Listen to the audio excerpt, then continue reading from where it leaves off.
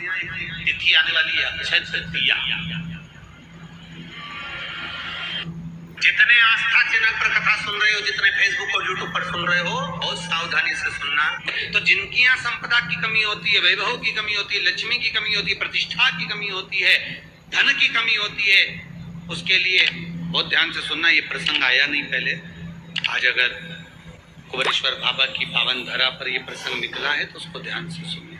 मेरी जीजियों, एक बात अपने जीवन में उतार कर रखना। कभी जिंदगी में अगर कभी ऐसा योग लगे, कभी तुम्हारे जीवन में कभी ऐसा लगे, ये उन लोगों के लिए है जो 1 रुपये कमाते हैं, सवाया खर्च होता है, घर में जिनके संपदा जुड़ती नहीं, बीमारियों में पैसा ज्यादा जाता हो, या कहीं ना कहीं तकलीफें अपनी जिंदगी में आती है, उसके लिए माघ के महीने में जो शंकर भगवान को प्रसाद का भोग लगता है, उसमें भी तीन चीज मिलती है। सत्तू, कोई दूसरे महीने में बनता है? जम के तो बोलो। नहीं, कब बनता है? यही बैसाख के महीने में। चने की दाल, गेहूं और जौ, इन तीनों को गलाकर सेक कर जो सत्तू तैयार होता है, इसी बैसाख के महीने में परशुराम जयंती के दिन या अमावस्या के दिन या पूर्णिमा के दिन शंकर भगवान को समर्पित होता है और भगवान विष्णु को समर्पित होता है। दुनिया के लोग कहते क्या होता है सत्तू से? ये स्कंद पुराण की कथा कहती है, जिस समय पर बैसाख के महीने की सुंदर अमावस्या का दिन था, उस दिन माता पार्वती शंकर भगवान के लिए जब पकवान बनाने के लिए बैठी, कुछ नहीं मिला, तब माता पार्वती ने 3 अनाज को लिया, एक चना, दूसरा गेहूं और तीसरा जो इन तीनों को भीग रहे थे, उसको लेकर आए गंगा जी में से, उसको सेक कर माता ने अंगीठी पर और उसका जो सत्तू बनाकर शिव को दिया। शंकर भगवान ने कह दिया, सुन पार्वती, ये सत्तू नहीं, ये मेरी औषधि है। बैसाख के महीने में जो खाएगा वो जिंदगी भर रोएगा नहीं, शरीर से स्वस्थ होगा। अब उसको लोगों ने हंसी खेल में ले लिया, सत्तू का क्या था, मम्मी हम नहीं खाएंगे, बड़ा बुरा। शिव जी का एक एक चीज,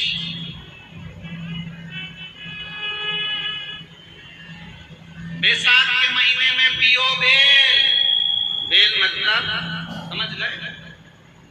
बेल का रस। बैसाख के महीने में पियो बेल और शरीर को रखो पॉलिश पे। सत्तू 12 महीने खाओ मत खाओ। कौन सा महीना? बैसाख के महीने में सत्तू जरूर। और सत्तू चाइना से नहीं आएगा, इंडिया में बनेगा और बना भारत में ही।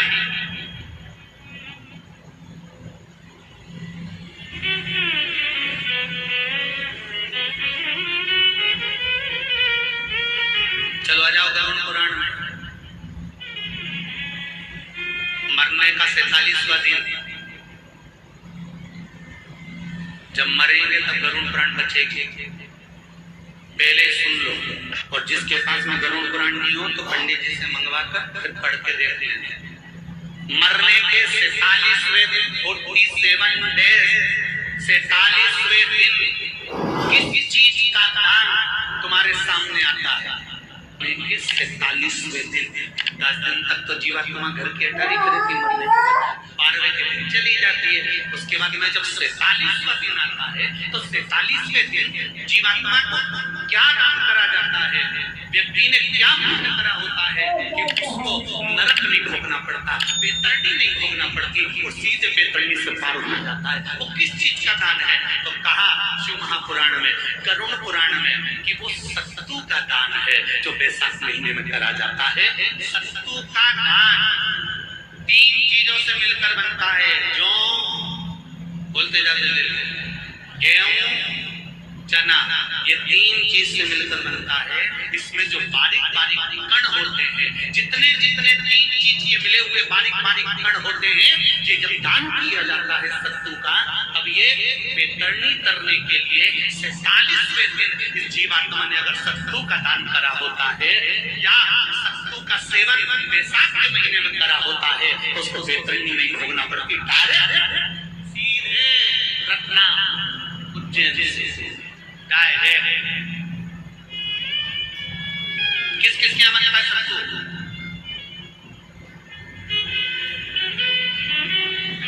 मैंने भी तो ये पूछा कि बनता है, अभी थोड़ी ना किया बैसाख में बनता तो होगा। पहले गांव के लोग तीरथ करने जाते थे, गांव का लोग जब तीरथ करने जाता था कोई सामान नहीं लिया, सत्तू बांधी पोटली धराई और पानी में डोलिया और नमक डालिया या शक्कर या गुड़ घोल के और पी के वही चले। आज के अब जब सैनिक युद्ध करने जाता है, थक जाता है, बहुत थकान हो जाती है, जब उससे देखा जाता है तो सैनिक का जो कमांडर होता है वो सत्तू मंगवाता है और गिलास में घोल घोल कर पूरी सेना को पिलवाकर फिर युद्ध में उतार देता है। फिर साधारण नहीं है। सत्तू में जितने बारीक बारीक कण होते हैं, जितने बारीक बारीक कण, तुम्हें काम करना अभी जब खरीदो तो कागज पे रखे सत्तू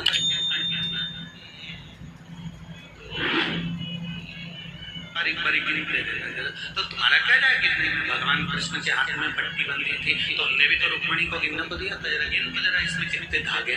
रुक्मणी जी ने कहा इसमें 9,999 धागे हैं। भगवान ने कहा यही 9,999 मुझे द्रौपदी को वापिस लौटाना है। गिन के लगा, अभी अभी लगा लो ऊपर तो भगवान गिन के बता ही देगा कि तुमने जो सत्तू दान करा था, तुमने जो सत्तू खाया था, तुमने जो सत्तू भगवान को दिया था, सत्तू का लड्डू बनाकर तुमने बैसाख महीने में भगवान की जो पूजन करी थी, तो अमावस्या के दिन, पूर्णिमा के दिन या अक्षय तृतीया के दिन तुमने जो सत्तू दिया था, भगवान तो गिनती बता देगा कि उस सत्तू में कितना कण था।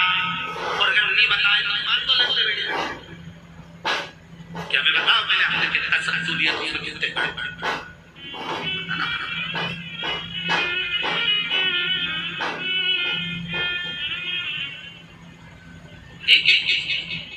शिव शिव आराधना में चांदना में एक लोटा जल भरा, उसमें थोड़ा सा चंदन डालकर बेलपत्री के वृक्ष के नीचे ले जाकर डाल देती, थोड़ा सा जल बचाकर शिव जी को डाल देती। शंकर भगवान ने एक दिन चांदना के सामने मन में विचार प्रकट करा और पार्वती जी से कहा, पार्वती एक बात समझ में नहीं आती, आधा जल ये बेलपत्री को देती है, आधा जल मुझे देती है, जब आधा जल मुझे देती है तो मुझे बड़ा गुस्सा आता है। भगवान ने कहा ये आधा जल कहाँ डोल के आती है? पार्वती जी ने कहा उसके संतान नहीं है, इसलिए वो बेलपत्री की भी आराधना करती है। और अभी हमारे उसका मतलब क्या होता है? ही दरवाजे के पास महादेव का स्मरण करता, लक्ष्मी की वृद्धि के, कार्य सिद्धि के, संपदा को प्राप्त करने के, अपने ही दरवाजे के पास में एक दीप लगा सकते दिया। सत्तू का प्रयोग अवश्य करना, उसका दान अवश्य करना।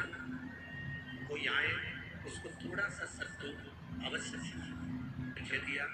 के दिन कई लोगों ने महत्व को बिगाड़ के दिन सामान लेकर आना है, चांदी का बर्तन लेकर आना है, ये सामान लेकर आना, वो सामान लेकर आना, जाओ आना नहीं है। हिंदू धर्म में ये रीति रही है, कोई सामग्री खरीदी जाती है, पीतल की, तांबे की,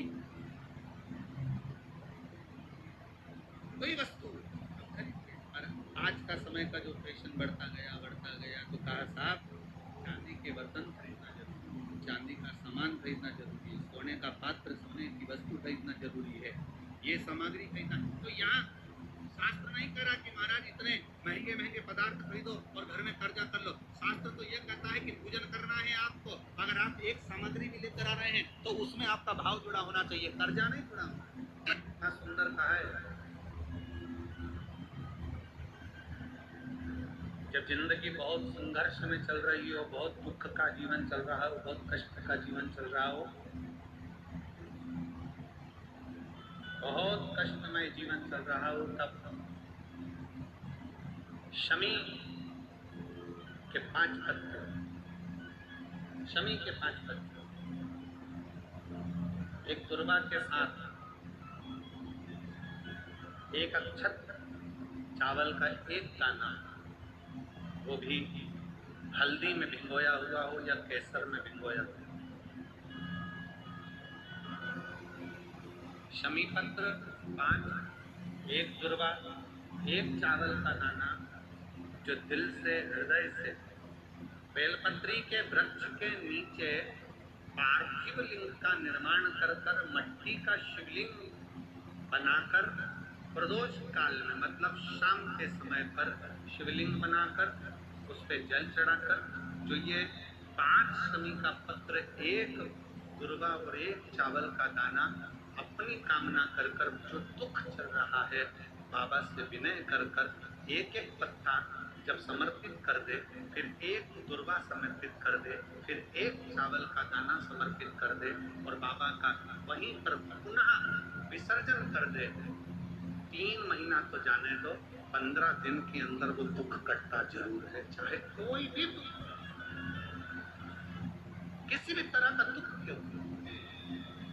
एक बेलपत्र के वृक्ष की परिक्रमा करने वाले को हजारों अश्वमेध यज्ञ का फल प्राप्त हो जाता है, हजारों अश्वमेध यज्ञ का फल प्राप्त हो जाता है। उसी तरह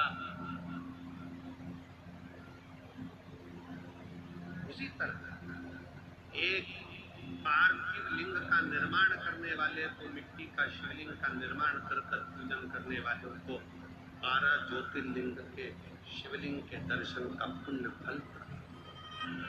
2 जल व्यक्ति के जीवन को बदलते हैं। कितने जल? जम के बोलो जरा। 2 जल। एक देवाधिदेव महादेव के लिए भरा गया 1 लोटा जल और दूसरा है स्वयं के लिए भरा गया 1 लोटा जल। यहाँ पर अगर बुजुर्ग मेरी माताएं बैठी होंगी, मेरी जीजियाँ बैठी हैं, मेरे जीजा बैठे हैं, बुजुर्ग जितनी माताएं बैठी हैं, वो पुराने समय का अगर लेख उठाकर देखेंगे तो पुराने समय के लोग भोजन करने बैठते थे ना, तो भोजन करने से पहले अपने पानी के लोटे को भरकर, अपना गिलास भरकर बैठते थे। किसी ने देखा है कि नहीं देखा? जम के बोलो जरा, देखा है आप लोगों ने? पुराने समय के लोग जब भोजन करने बैठते थे, पुराने समय के लोग जब भोजन करने बैठते थे तो अपना पानी का गिलास, अपना पानी